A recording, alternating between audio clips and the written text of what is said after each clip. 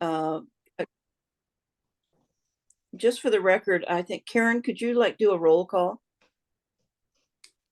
Is that possible? Yes. Thank you. I'm unmuted. Okay, so we have Commissioner Barry, Present. Commissioner Fowler, Present. Commissioner Conde is excused, Mhm. and Commissioner Begstead? Not Okay. here. Not here yet, so And Commissioner Doherty? here. Chair Doherty? You're here. Okay, thank you. Okay, our first order of business is a meeting agenda. A revised agenda was sent with 2 additional items. Are there any additions to the agenda? Okay, if not, do I have a motion to approve the agenda as printed, as sent? I'll move to Yeah. approve the agenda. Okay, Commissioner Fowler approves. I'll second. Second, I think you guys are going to be doing this a lot. Okay, the meeting agenda is approved. Next thing on the agenda is the approval of the October meeting minutes, and they were sent out to you. Are there any additions or corrections to the minutes that were sent in October? Okay, if not, Commissioner Beckstead is here, so we have you on the agenda now. Are there no questions? I entertain a motion to accept the minutes of the October meeting. I'll make a motion to accept them. Oh, I'll second the motion. Okay, Commissioner Barry makes a motion, Commissioner Beckstead seconds. All those in favor, raise your hand. Aye. Aye. Good enough, minutes are approved. Okay, we're on to old business, Executive Director's Report. Great. Commissioner Good Quinn. afternoon, Chair Doherty, Vice Chair Barry, and Commissioners. For the record, my name is Connie Wynn, and I am the Executive Director for the Oregon Racing Commission. Since our last meeting, the staff has been working diligently on a number of initiatives, including training, rule review, and most important, safety. Some of the training includes Chief Investigator Adams, who is enrolled in the Foundational Leadership Training Program, which begins in February. Our investigator, Mike Gentile, has completed his training for the Law Enforcement Data System and has successfully passed his examination for certification with super high marks. Congratulations, Mike. Both Presiding Stewart Twiggs and Deputy Stewart Crystal just completed continuing education training in Washington. Karen Parkman, our program coordinator, and Malia Thom, our administrative specialist, have completed the training for Oregon BUYS, which is our new procurement system. And believe me, this was no easy task. In addition, Karen has completed public relations and project management training and will be attending a grants writing workshop in the winter. Micah Lloyd, our director of mutuals, and I will be attending the annual ADW Summit in Tucson, followed by the Global Symposium on Racing, and after, I will be attending the Association of Racing Commissioners International Conference, which are also in Tucson the same week. Although we just finished the race meet last month, we are already in the process of preparing for next year. Over the next couple of months, we will be bringing additional rules, policies, and initiatives to you, especially on safety, for your consideration. The legislation will be starting the short session in February. We will be closely monitoring the bills and will inform you, once public, of any that may impact the Oregon Racing Commission. As part of the session, I will be providing recommended new key performance measures on known racehorse animal abuse, illegal wagering, race fixing, and animal injuries in Oregon. In addition, I will be presenting on any changes to our hub funds compared to our projections. Finally, I want to remind you that our January meeting will be in person at the Portland State Office Building. Malia will be in contact with those of you that will need overnight lodging. That concludes my report. Okay, thank you very much. Are there any questions of Director Nguyen? Okay, I don't see any hands up, so thank you very much. Next thing we have is under old business is a report from the Medication and Safety Committee. Commissioner Barry. Thank you, Chair Doherty. I think it's a pretty brief report. We had a very nice conversation. All the participants were participatory, which was very appreciated. Planning on having a more full report with some proposals for the next meeting. Director Nguyen and I are going to be sitting together and putting that together for everyone. But I think we have a good start. Okay, great. It's a lot to deal with. Are there any questions of Commissioner Barry? Okay, so we'll be looking forward to a more complete report in January. Okay, the next thing we have is the Best Practices and Strategic Planning Committee. Commissioner Beckstead. Thank you, Chair Doherty. So we had I thought, a very productive first meeting. I appreciated some help with conducting that meeting from our executive director. Obviously, my first time chairing that committee, but it was a good meeting, and we talked about a couple of issues, but probably the most consequential is the best practices performance measure for the commission. This is a document that we are going to distribute it to the entire commission. And at our in-person meeting in January, we will talk about the measures, and then in February we'll actually go through and score those so that we can make sure and get that returned. Obviously, it's an issue of interest to the legislature, I'm sure to the governor as well.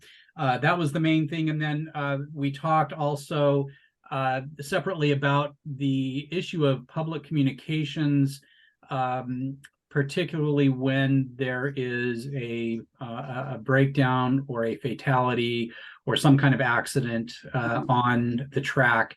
And my issue was, how do we make sure that as a commission we are being fully transparent to the public, which I think has a keen interest in these incidents. So that's a conversation that is underway. My thought is that we perhaps build a page onto the commission website, similar to what California does, and I think New York does it too, where it's just automatically, there's a whole page about those events, and a member of the public, all they have to do is go to our website and they can find that information. So I think that's something that is important that we do in the interest of transparency. So I'm looking forward to completing that. And then the other thing that we talked about was the issue of Oregon joining HISA. That is a conversation that I would very much like us to have. I know that there are varying opinions on whether or not Oregon should join HISA. I was involved in getting HISA, the enacting legislation, passed through Congress, signed into law by President Trump. And so I would at least like to have a conversation. I understand that there may be some who feel that there are even better programs that we should be looking at, but I do think that it's a conversation that we should be having. So I'm looking forward to that as well. And I believe that concludes my report. Okay, thank you. I just have a question. HISA stands for? Horse Racing Integrity and Safety Authority, or the legislation itself, Horse Racing Integrity Safety Act. Okay, fine. Thank you very much. Any questions of Commissioner Beckstead? Okay, I see no hands, and Connie, if you can help me, if you see hands, I'd appreciate it. Okay, thank you very much. We appreciate you folks putting in the time, and we'll be meeting with other committees later. Any other old business? Don't see any. The new business, the first thing on the agenda is the policy and budget discussion. And is Tamara Brickman here with the budget and policy analysis DAS. Commissioner Doherty, I didn't see her. I did shoot her an email this morning. I got a bounce back that she was out of office, so she Oh, may have okay. had an emergency. I thought maybe she would come anyway, so I didn't mention it yet. Okay, I would you don't like, see her now. would you like to go through and at least introduce what this item is? Absolutely. She's our CFO, Chief Financial Officer from Salem, and Tamara had planned on coming in. She had actually asked if she could come on to talk to the commissioners about some strategic plan towards budgeting for the long session, which will be the year after this, so January 2025. She specifically was interested in anything that we could do that could help us for the animal safety, such as looking at something like perhaps getting a PET scan, which is basically an MRI, a standing MRI for horses, or a CT scan, or any other type of technology that might help us that we normally might not be able to afford. She would like to talk to us about how we could build a package in and try to present that to legislators for the long session. So that's the idea. I will reach out and see if she's able to come in January. I'm not absolutely sure she will be able to come in January because of the short session coming up, but we'll definitely have her back on to give some of her input. And but for the time being, please know that that's an option that's out there that we should consider if it's going to help our equine industry in any way. Okay, great, thank you. This is an item that we'll bring up in January. It's not super pressing just because the budget request will go in during the long session. But I think it is good to have as a little bit of a discussion item in our January meeting, and have the commissioners bring any questions or any suggestions when it comes to budgeting, because this way it gives us at least an entire year to go through and formulate some ideas as to what we would want to do for this. Okay, any questions of Commissioner Wynn or Director Wynn? Commissioner Beckstead? Can you give me the date of the January meeting again? It is, January 18th. Thank you. okay, thank you. Okay, any other questions or whatever on the policy discussion, which we will have a discussion in January? Okay, seeing none. Number 7 on our item of new business is a discussion of possible appointments of presiding Stewart Twiggs as a hearing master. And so Director Wynn. For the record, my name is Connie Wynn, and I am still the Executive Director for the Racing Commission. Due to the fact that there is no Board of Stewards because the meet is over, and both the racetrack steward and the deputy steward are seasonal, we are requesting that the presiding steward, Mike Twiggs, be appointed to hearings master. Here's a language in part in statute which authorizes this appointment. In accordance with ORS 462.405, parentheses 3, in lieu of the Board of Stewards conducting any inquiry and hearing provided for by subsection 1 of this section, the Board of Stewards may request the commission to appoint and designate a person to conduct such inquiries and hearing who shall be known as a hearings master. This is important because we still have some cases that are pending and are in process, as well as at least one known appeal that we'll need to continue to work with. I'm requesting a motion that Mike Twiggs be appointed as hearings master through April of 2024. Okay, are there any questions of Director Wynn? Okay, so as I say it, we have the authority to go through and appoint someone as hearing master, and we are suggesting presiding Stewart Twiggs. Okay, I would like to entertain a motion to that effect.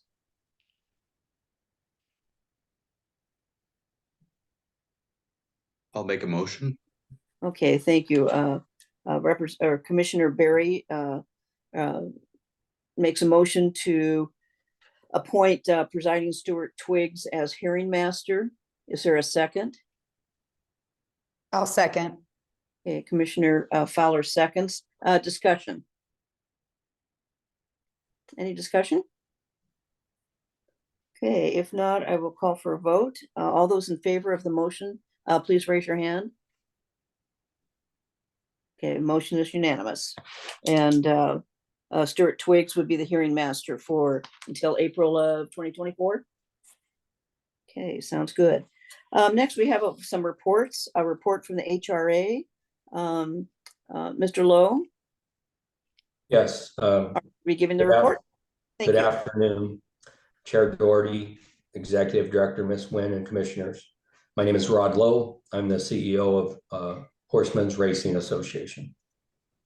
Our 2023 commercial race meet was a successful race meet. It was our first large race meet for our commercial license under HRA. HRA opened for training on August 31st. HRA had 33 days of training for the horsemen to keep their horses fit for the 12 days of racing at Grants Pass. HRA's race dates were September 3rd, 4th, 10th, 11th, 17th, 18th, 24th, 25th, October 1st, 2nd, 8th, and 9th. We had 100 races that we held at the race meet. Attendance was 18,491 with an average of 1,541 per day. Our track handle was $226,376. We had an off-track handle of $16,085. This was our first attempt of streaming our live races to our OTB network. So we're just getting started. It got better as we went along and stuff. So we did that in state, and that's the only thing we can do without being a part of HISA is we can simulcast our races in state. We had 684 horses that started this fall at Grants Pass. Average field size for the thoroughbreds was 6.49. The average field size for the quarter horses was 7.85. Total purses paid out to horsemen, owners, trainers, jockeys was $935,057. Because this was HRA's first commercial race meet, we did not have any comparisons for last year. HRA had some challenges with weather. First, there was smoke at times because of fires in the area. On September 23rd, the races were canceled for after 3 races because of the smoke index level being too high. We also had some heavy fall rains in October. On October 2nd, we had a 10 race card in the rain with a sealed track. The track crew, the jockeys, the horsemen did an amazing job. This was the first time in my memory that we've been able to run a full card on a completely sealed track. And I think that partly has to do with number one, how we took care of the track. And number two is we've been adding sand to our track for the last 3 years, which has allowed us to, for the track to take more water than it has before. And we had very successful race meet that night in the fact that we didn't have any injuries and everything went real well. HRA wanted to give the horsemen the opportunity to run all the races that they were promised. Because we had that cancellation on that day, we lost several races. So we started riding extra races for the last 2 weekends. October 1st, we ran 10 races. October 2nd, we ran 10 races. October 8th, we ran 11 races. And October 9th, we ran 11 races.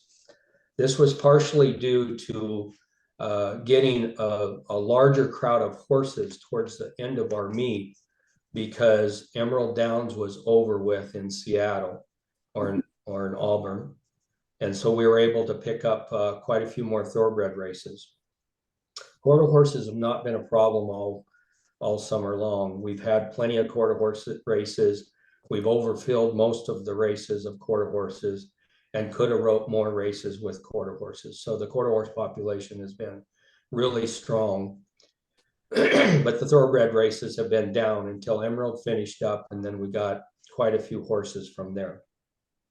So with the help of the OHBBA and the OQHRA, we were able to finish up the race meet with 2 extra races for quarter horses and 2 extra races for the thoroughbreds.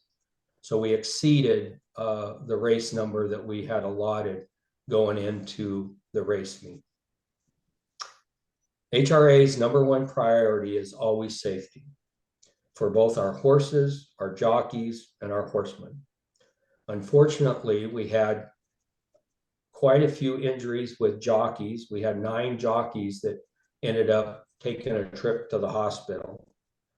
Only 3 of them ended up not being able to compete. They were just saw and released. So 3 of them had substantial injuries, one with a broken ankle, one with a broken collarbone, and one with some head trauma, ended up in a pretty major concussion. All of them are doing fine. So that's all good news. We did have 4 horses that got injured. Unfortunately, those 4 horses had to be euthanized. They were injuries that could not be fixed. We were able to continue the race meet in succession.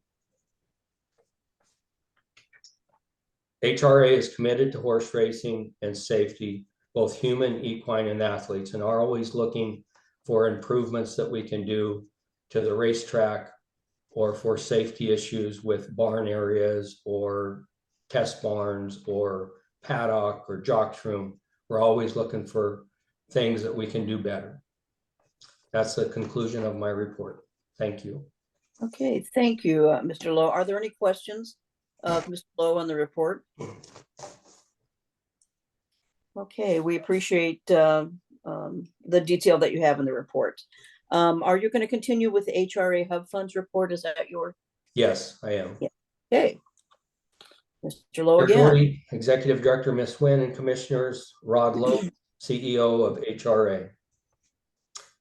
HRA received 2 Hub Funds requests for the 21-23 biennium. The first request was for $315,000 that was originally allocated to TMB and was reallocated to HRA. The money was spent on equipment that was needed to conduct a commercial race meet at Josephine County Fairgrounds, Grants Pass Downs. The things we bought with that was a Peterbilt shower and bunk trailer, John Deere disc, a 3,500 Ram truck to pull the horse ambulance, 4,000-gallon water tank, 2 side-by-sides to get the gate crew back and forth to the starting gate, a 10-foot rototiller, 5 golf carts, a loader, and the rest of the money went towards parts and maintenance for existing equipment.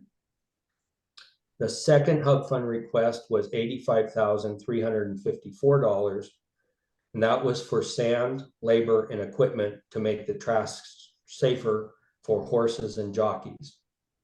We put that sand on at the beginning of training at the SORA meet back in June of this year. It pretty much lasted all year long through the commercial race meet, but it's going to be needed to be done again starting up this next year. We spent money with Knife River for sand and trucking. We spent money to Trackmaster, which is Steve Wood, for placing the sand and being a consultant. And then we used our own track crew and our tractors and equipment and fuel in order to spread the sand and mix it with the track. And that's the conclusion of that report. Okay, thank you. Are there any questions, commissioners, as to the Hub Funds report? Because these are the ones I remember last spring we looked at some of the things that they were doing to try to make the track safer and so on. So it looks like you did what you said you were going to do. So we Yes. appreciate it. Thank you. Okay, the next thing on the agenda, and this is for the commissioners, is a discussion about adding industry experts to our committees, because currently we've got the 4 committees, and there are not people from the industry sitting on those committees. And so it has been suggested that we add industry partners to the 4 standing committees that we have. So is there discussion about this? Would think that be it's- in a consulting capacity or in a voting capacity, Chair? I think that would be something that would be decided when we come up with rules, but I think that's one thing we can write down, is that is one of the questions. Is it consulting or is it voting? And I think that as a commission, we can come up with some sort of guidelines as to what that would be, but excellent question. So I assume somebody's writing that down. Okay. Chair, is there, do we have a sense of who would be candidates for those positions? I don't know myself. Director Wynn, do you have any ideas of what they would do? Because I kind of in the back of my mind saying, if it deals with safety of the equines, then it would be some people from the Quarter Horse Association and the HRA and that, but I'm not quite sure. I think that would be up for discussion. Director Wynn? I agree. I think that we would want to work closely with whoever's managing that specific committee to decide that. Again, first we need to decide if they would be a member of the committee or not, or if they would just be a consultant. Mhm. Some of the thoughts that I had is we have it might be nice to have an additional vet on the medications. And Commissioner Barry actually brought up a really great idea. I don't know why we never thought of this, is having somebody from the Jockeys Guild on the safety committee. That totally makes sense. So, again, depending on the group, obviously, I would think for the ADW group, it would make sense to have one of the members of one of the licensees from the ADWs on there. It could be even for the ADW group, it may be somebody who's an expert in responsible wagering. Yeah, because I look at these, Commissioner Barry, to your question about voting, I look at these as more consulting members, because it's the idea that that's where you have the experts and the people that deal with us all day. If we have questions or if we have suggestions that they would like to bring up. So I look at it more of in a consulting role, but definitely a member of the committees that we have. So other discussion. I think it makes a lot of sense to have industry people, serving in some capacity. I think that that their perspective needs to be heard. Mhm. And I think the key is just, making sure we've got the right people. But I think it's a good idea. And so I support the concept. I would have to think a bit more about whether they would be serving in an advisory capacity versus a voting capacity. But to me, it makes sense that the industry has representations on our committee. Okay, great. Okay, any more discussion? Okay, it kind of seems the consensus of the commission to have some sort of industry input. And so I think at this point, probably the best way to proceed would be to draft some sort of rules, some sort of guidance as to what they would do on the committees and so on, and then bring it back to the commission for an okay. And I think this would be something not only with Director Wynn, but maybe with another commissioner working with her to come up with some sort of guidance. Does that sound okay? Chair, I can I ask another- volunteer. Oh, excuse me, Commissioner Beckstead. Would the industry experts need to be here in Oregon? Are we looking just for Oregon specific industry people or from the broader racing industry, or is that something up for discussion? I think that would be something up for discussion. I would, I am not, have not dealt with this before, so I don't know if it'd be more just keeping in state, but I think that's something that could be up for discussion. Okay, other input? I imagine Director Wynn kind of has a list of people she would be thinking about, and certainly she's always, in my experience, been happy to take input from anybody who sends her suggestions. So I don't have anybody right off the top of my head. But I think, yes, speaking to who would be on that, that's a very important point. Yeah. It's sometimes a fine line between information and consultation and lobbying. I think we want to be as neutral as we can, as always.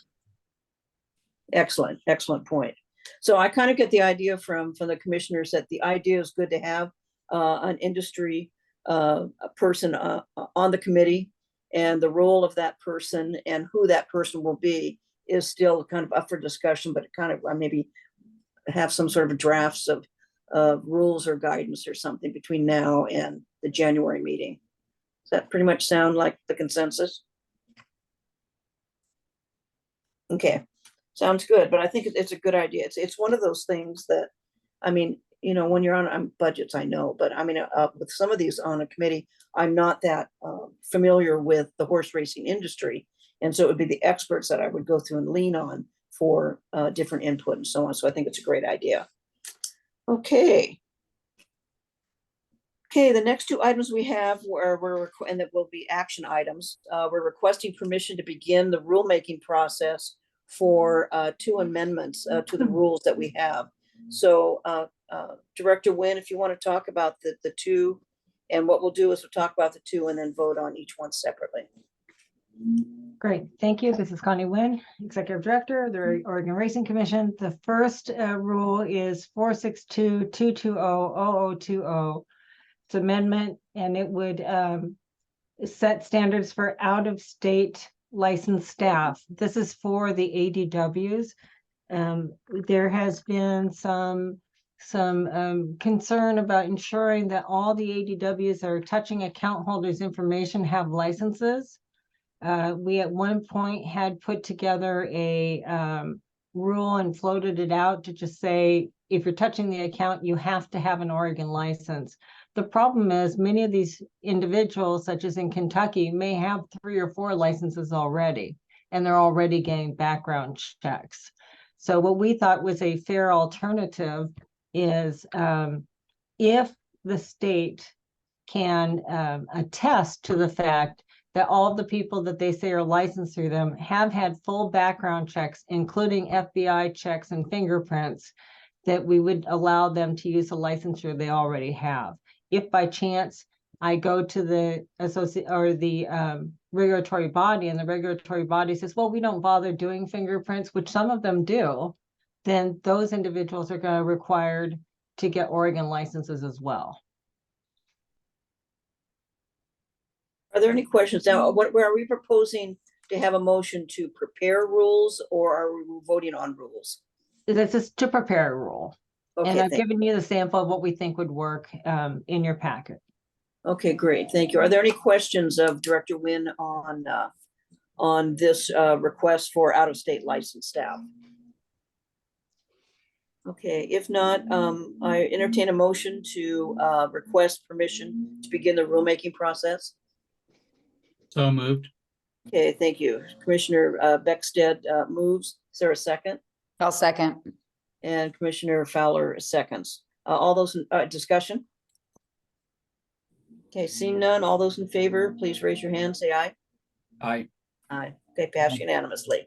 Okay, the second request is for affiliate clarification. Again, this is Connie Wynn, Executive Director of the Racing Commission. This is basically a fix to a rule that we had put together earlier. What we had done is we had changed the rules. So if an affiliate, basically a white label for an ADW, got to a certain level handle, that they have to pay fees as well. Excuse me. And what we didn't think about is the fact that we had a certain benchmark. Excuse me. We appreciate this. Director Wynn is getting over COVID, so I am. I did we so well the appreciate first her part. being here. I may have to turn it over to Micah to finish this if I don't stop coughing in the next 2 seconds. But basically, this allows to make sure that, I'm gonna turn over to Mike. I'm gonna talk from over Okay, here. Mike. Indeed, this rule, the wording has been corrected or updated to reflect the additional taxation for the white labels. Should the primary license reach the cap on the taxes within a fiscal year. It's just to account for the affiliates who have gained in popularity and are a force of their own right, just to make sure we have additional taxes coming from them. I can entertain any questions you may have on it. Okay, any questions with this? Commissioner Beckstead? And I think I can answer those now. Oh, okay, okay. Commissioner Beckstead? Well, so some of this is Greek to me, and so I just want to make sure I'm clear on some of this terminology. White labels. Can you give me a 2-minute primer on what we're talking about here? So if a company has a license and they're Churchill Downs, for example, and another company says, hey, we're a little tiny startup ADW. This was the reason why it was started, basically. And we would like to get into this business, but we can't compete with the big dogs and pay that much money. So Churchill Downs would say, okay, I'm going to let you run on my equipment and on my software, and we will provide all the support. You can have, we call it white label, just a website, and that website goes to Churchill Downs. So all those bets and all the customer interaction and everything is still Churchill Downs, but whoever has this front screen is getting a percentage of that handle. So it used to be for years and years, and again, the initial thought, this is way before I got here, is these white labels, quote unquote affiliates, would never get very big because they're little tiny startup companies. Well, and in fact, some of them did get really big. So we had a couple options. We could say at a certain level, you have to get your own independent license, which is problematic because of content for racetracks, which I can explain later if you'd like. Or we can say, hey, listen, the easiest answer I thought of, and I actually wrote the initial rule, is if you get basically $20 million in handle, which is about how much it costs at a minimum to run at basically breaking even, that first 20 million is all taxed through the ADW. So Churchill Downs has this affiliate, they're paying taxes on all their wagers, just like they are their own. But if that affiliate gets up to 20 million, then they also start paying taxes after Churchill Downs has met their cap, because Churchill Downs only pays taxes up to the first, let's just say $800,000. Then after that point, they don't pay any more taxes. And our concern was this affiliate may grow and grow and grow and get bigger and bigger. We should be getting taxes out of them too, beyond the cap of Churchill Downs. So that explains the concept of it. Unfortunately, we didn't factor in that in some cases, an affiliate might hit the 20,000 before the parent company, let's say Churchill Downs, hit their cap.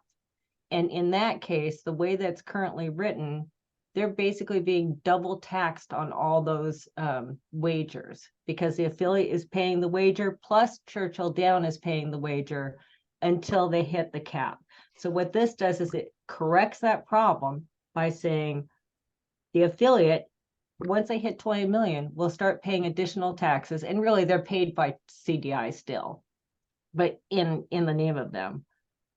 Once the main company has first made their cap. Have I totally confused you? I'm going to need a flow chart. I think I'll need to get your flow chart. But I think and this gets to revenues, right? This gets to revenues realized by the state of Oregon for people that are participating in ADW, whether it's through like a sponsor like Churchill Downs. Is that kind of the gist of what I'm hearing? Yes, for example, in our audit report, it brought out, oh my goodness, this one ADW is hardly paying anything. Well, that particular ADW that they were talking about, and I'm not going to name names, as of this year is going to start paying a lot more money now because they now have an affiliate that has reached that mark. So we're going to see an uptick on some of that handle because of this rule. It's starting to make sense. So the only thing that this does is the way it's currently written is they would be double taxed on a certain amount if we didn't change this to correct it. And then everything else stays the same. Okay, that's a good summary of the idea that this goes through and addresses somebody that would be double taxed because the other company did not reach their cap. Correct. Okay, sounds good. Sounds good, but good explanation. I'm not real privy to off-track betting and all these kind of things, so I appreciate the explanation. And I would add one more thing. If any of you, especially, well, I guess all of you are relatively new, want to set up a one-on-one time with me to talk about any part of anything, I'm more than willing to. And I've already started quarterly touch bases, but some of our commissioners have moved on. So for Commissioner Fowler and Beckstead, I'll be reaching out to you to do a quarterly touch base anyway, probably sometime in December, but don't hesitate to contact me earlier than if you have any questions about anything we do. That's what I'm here for. That's Thank good. And I appreciate you asking questions on this. So at least we have an basic understanding as to the different things that we're talking about.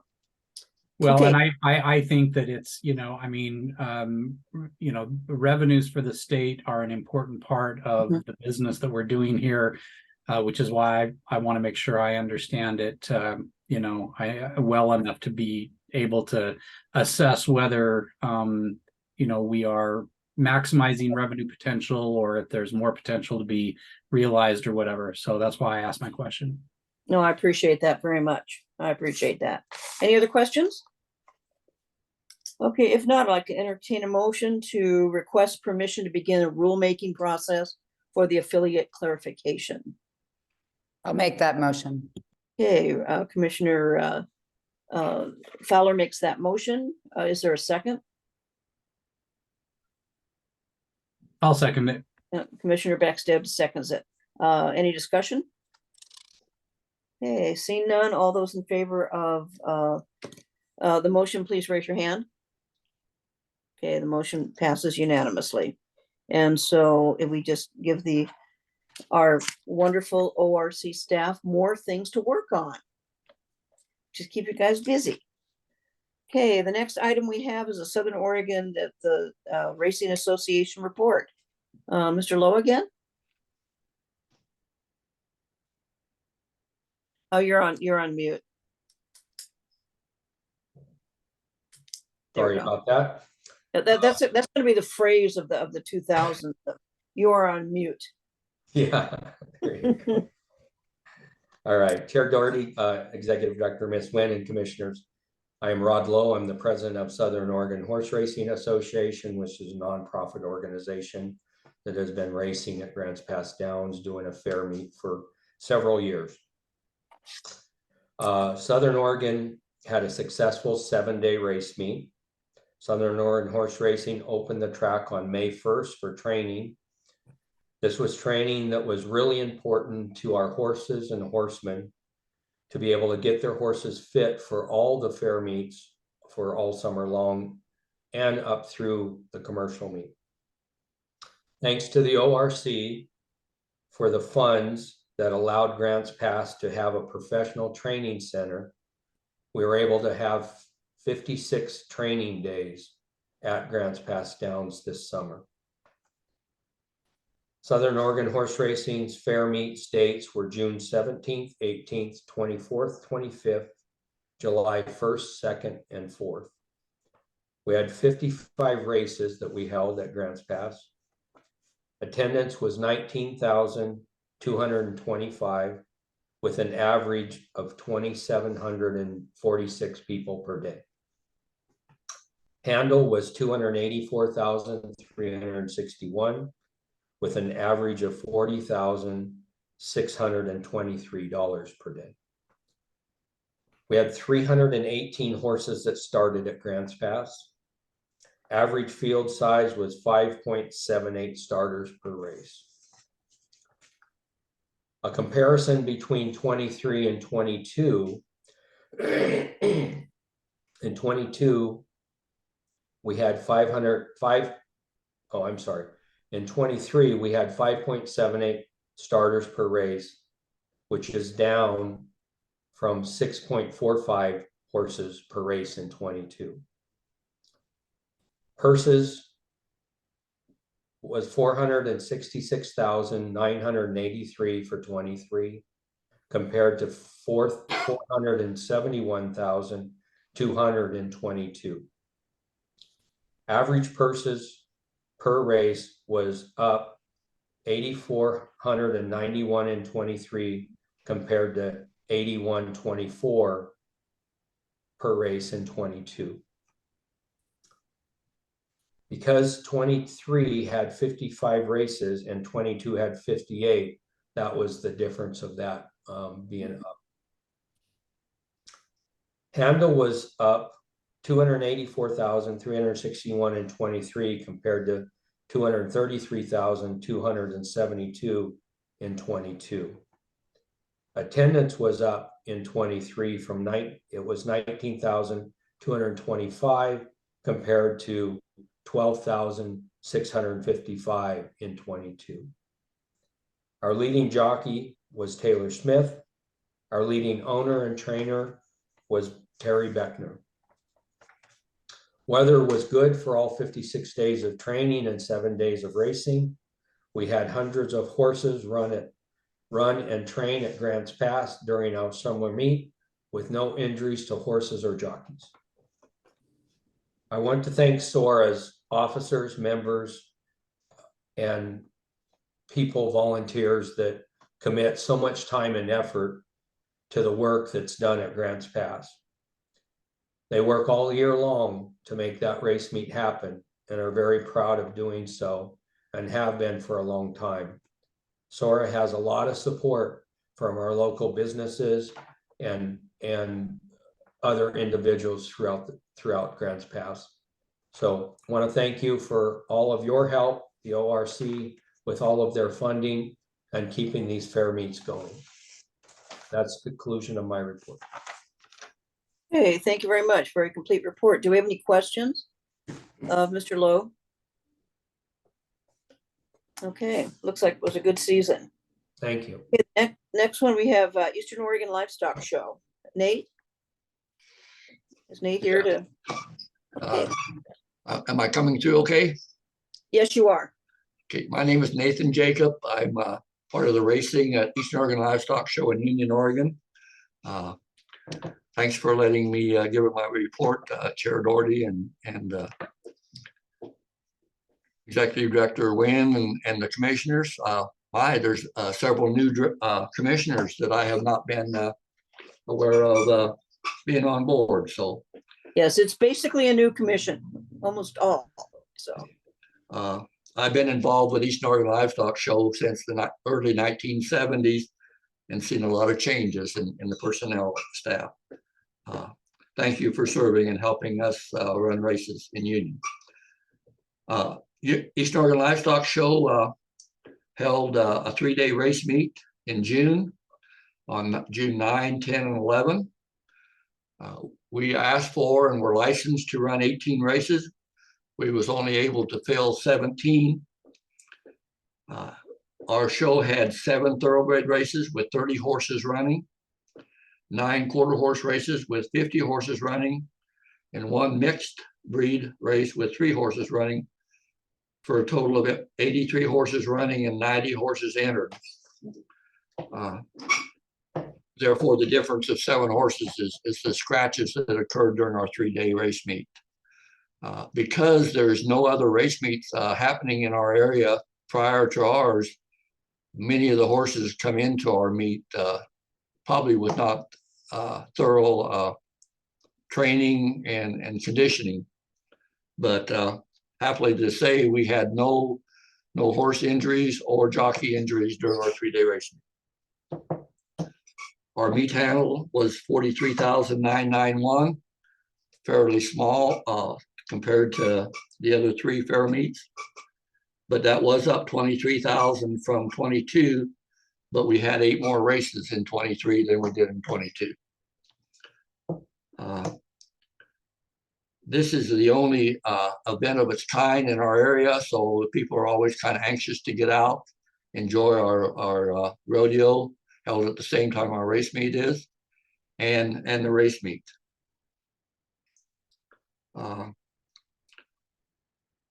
Our Friday handle was 12,619, Saturday 19,490, and Sunday 11,882.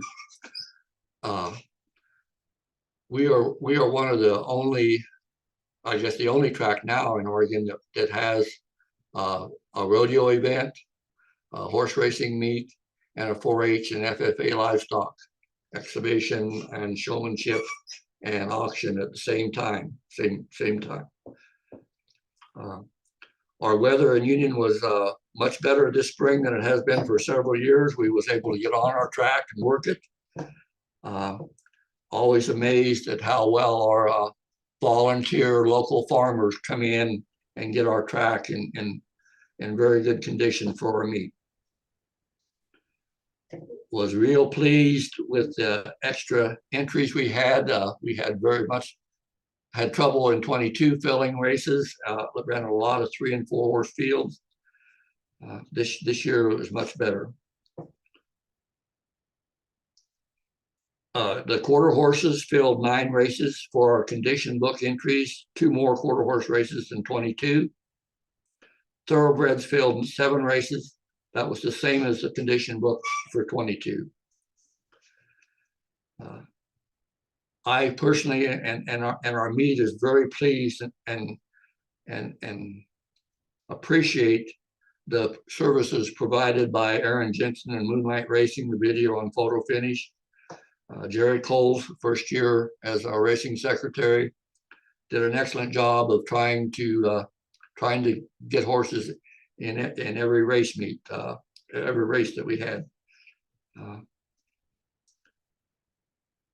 Always satisfied with Josie Stavers, who runs the True Form and horse program. She is so willing, as many of the Oregon Racing Commission staffs are, to give us a helping hand wherever needed. We had 13 jockey riders in 23, but only 12 rode. One of them didn't get entered on any races. Our average field in thoroughbred races this year was 4.14, quarter horse races 5.67, and we had 1 3-horse field in the mixed breed race. We had average purses of 5,233 on Friday, 5,458 on Saturday, and 5,650 on Sunday. Total average purse for our 3-day meet was 5,435. Our total purse paid out was $92,400 for the 3 days, 17 races. Again, I've been involved with racing for 50 years in Union. I'm still looking for some people to step up and help. We finally have some new people showing some interest. I personally and Eastern Oregon Livestock Show would thank everyone involved with racing for the summer track meet, the Oregon Racing Commission staff, the stewards, the commissioners, and especially Doug Smith from Prineville, who does so much to help racing in Oregon and so much help and support to us for ideas and what's taking place. The Oregon HBPA, the Oregon Thoroughbred Owners and Breeders Association, Oregon Quarter Horse Racing Association, and their staffs are always helpful and work hard to get horses to our meets. And then just to sum it up, I really think the Zoom meetings are really helping us here in Oregon for the fair meets. Makes it very nice not to have to travel many miles. And it keeps us up to date and keeps us all in touch with each other and what's going on. Eastern Oregon Livestock Show plans on running in 24. Our dates are scheduled for June 7, 8, and 9. And that is my my report. Thank you for all the support you've given us. Okay, great. Thank you very much, Nathan. Any questions? Any questions? Actually, my chief of staff was born and raised in Union, and so I will give him the information about how they need helpers. For Please, the union. I will do that because there's it's still kind a of lot. like a military physical. All they got to do is be standing and able. That's right. And I'm sure a lot of his friends still are. So anyway, I'll pass that along. Okay, the next report we have is with the Oregon Quarter Horse Racing Association Hub Funds report. Either Dave or Leah Nelson or both.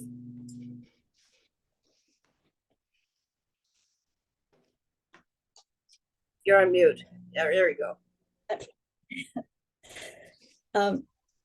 Chairman Doherty, commission members, my name is Leah Nelson. I am the executive director of the Oregon Oregon Quarter Horse Racing Association. And I'm here today to give you a report on the hub funds for the July 1, 2022 to June 30th, 2023. I think you have my 3 pages that I sent in. So I was going to start with the statistic report from the American Quarter Horse Racing Association. And I just wanted to point out that this is a report that they provide, and it is for only the state of Oregon. So as you can see in 2022, there was 51,690 quarter horses registered in Oregon or from Oregon. And if you go across the report, it shows that there were 52 quarter horse races that year. And then since 2023 is not over yet, they can't put in the total population, but it does show that because our racing year is over now, between January and October, we had a total of 90 quarter horse races with 311 starters and 576 starts. So that shows you that we have a good population in Oregon of quarter horses. And if you go to the 3rd page, I can run through this fairly quickly, I think. And some of this information has already been reported. For instance, in the Eastern Oregon stock show and race meet in 22, we only provided $1,000 because so many of their races didn't get to run because of the bad weather. But as you can see in 2023, we provided $9,500 towards the races up there. And so then if you go to the Southern Oregon Horse Racing Association, in 22, we provided $122,400 towards purses at that race meet. And we also provided from our hub funds $100,000 going towards the OHBPA for buying equipment. That year was the year that they were taking over when Mr. Borsman stepped away from running the race meet. So we felt it was very important to help them purchase the equipment because otherwise we wouldn't have a race meet, and that would be very detrimental to our industry. And so then if you go to Crooked River Roundup in 22, we spent $44,500. And in 23, because that race meet is in July, that begins the new 23 25 biennium. And so that money we will report in the next year's biennium report. But there is an error there in my explanation. It should be in 2023 quarter horse races. Horses ran 14 races instead of 22. So Tillamook, in 22, we spent 16,800. And then again, because that race meets run in the 23-25 biennium, we'll report that information later. And we did budget for 8 races, because typically what happens is the quarter horses have always run 2 races per race. And so we budget for 8, for instance, in a 4-day race meet. But we filled in 2023, we filled 13 races. So you can see where we have had to spend a lot more in purse money out of our hub funds. So then if you go to the Southern Oregon Horse Racing Association in 2023, we spent $86,000.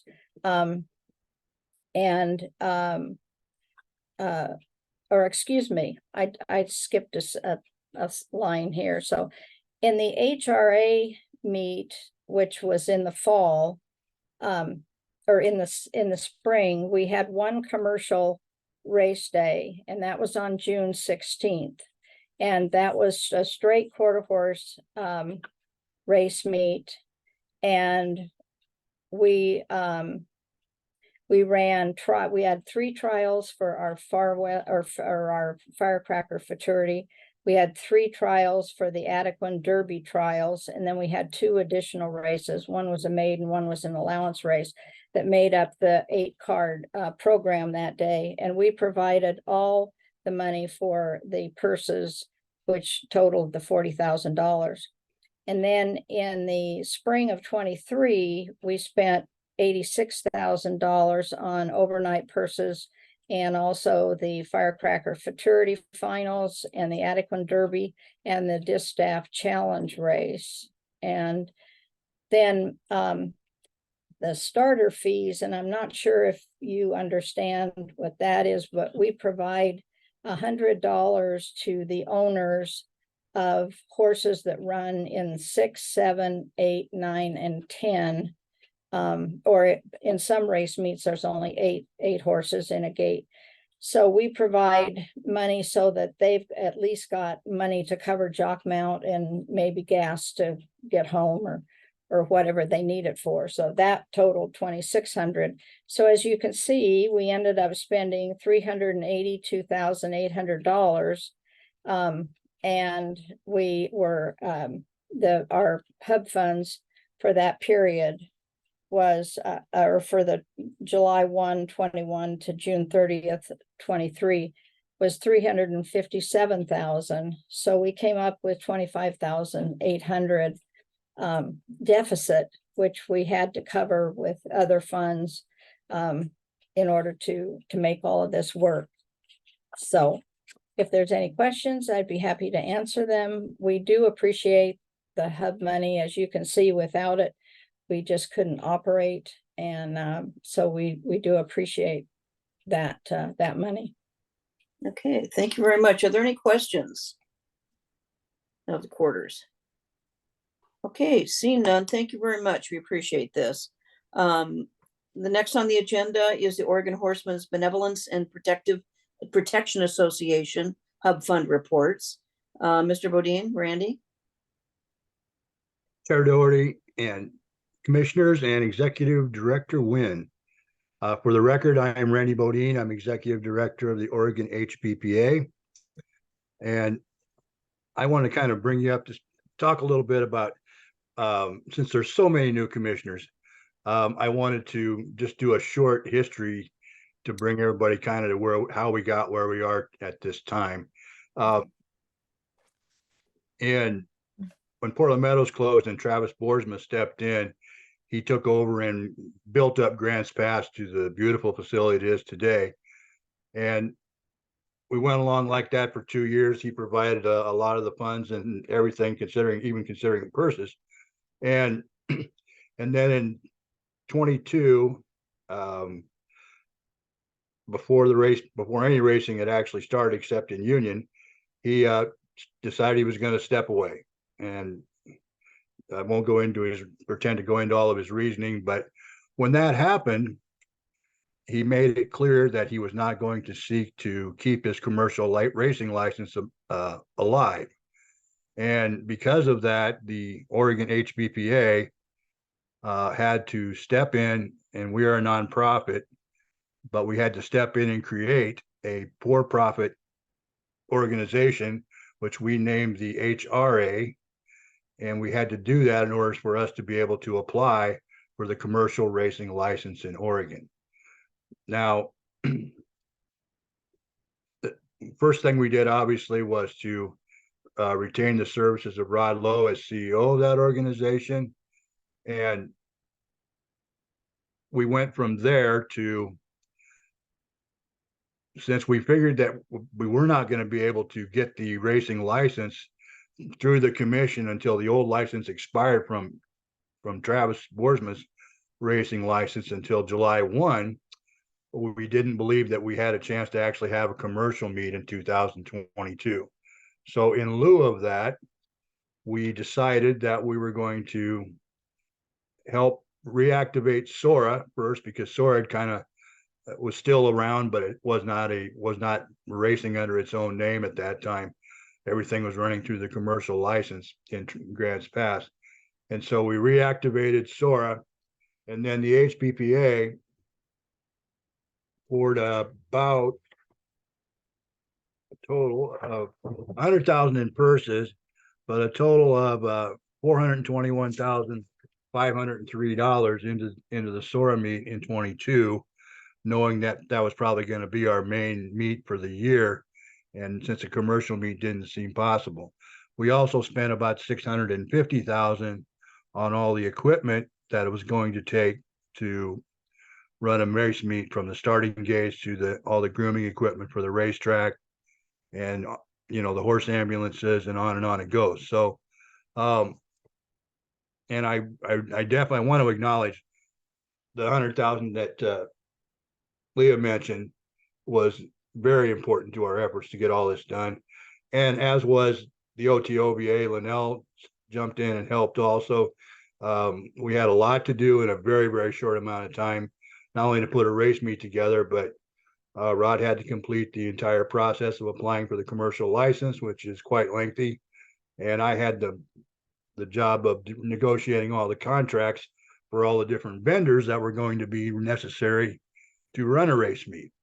And so it really took all of us, and I can't forget Executive Director Wynn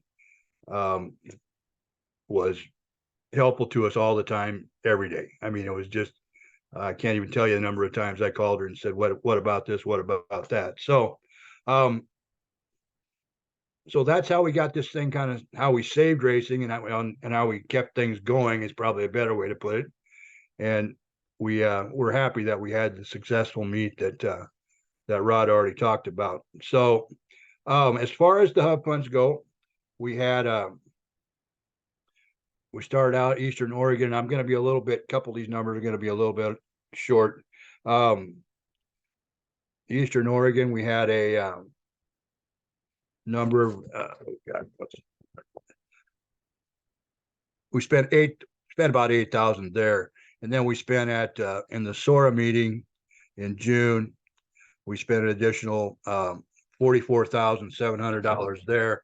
We're working off of total hub funds of $189,000 that came in March, and $85,354, which came in May of 23. So we also did $1,000 per race at Prineville and at Tillamook, and I'm sorry I don't have that number exact. And then just to make it make sense to you, even though it's not required for this particular report, the commercial race meet versus it were another $623,500. So any money that would have been left over that wasn't covered in this part of the report would have went there. So, and for us, I mean, our hub funds are in the future now that whenever this actually becomes a rule, and we will actually present written as well as verbal reports to the commission about how we spend our hub funds. For our purposes, our hub funds are always going to go straight into purses, and will be the extent of it. So I believe that's the sum of my report. I would be happy to answer questions. Okay, are there any questions, Mr. Bodine? Okay, not seeing any hands. Thank you very much. We appreciate it. The second to last thing on our agenda is whether there's a need for a December commission meeting. And I would kind of say, since we've got the staff working on some rulemaking decisions, looking at structures of committees and this kind of thing, I'd like to give them the time to be able to work on that. So I don't know if there really isn't a reason to have a meeting, and I think you like that, Director Wynn. Happy holidays, Chair Doherty. That's right. And so anyway, so I think we'll just meet in the middle of January, and then any other items that you think that you would like for the agenda, make sure you get them to the staff early enough that we can get that on the agenda. So any questions about that? Are you guys going to feel badly that we don't meet in December? I don't think so. Okay. Now we have time for public comment. Is there any public comment? Either raise your hand or put something in the chat. I see no hands. So it doesn't look like there's any public comment. And we have no contested cases. The next commission meeting that we will have will be on January 17th, 2024 at 1:30 in the State Office Building in Portland. Chair Doherty, it's January 18th. What did I say? I'm looking at it. It says right there, January 18th, and I probably said something else. So No worries, it's the 18th. thank you very much. The 18th of January in Portland. And there will be those of you that live in the far parts of Oregon. It will still be available on Zoom. So that's what we'll do. Any other comments or questions or statements or anything before we adjourn? Okay, I thank you all for the time that you've given us and great information that we got today and some good discussion. And I just hope you guys have a good Thanksgiving and a good holiday. Okay, thank you so very much.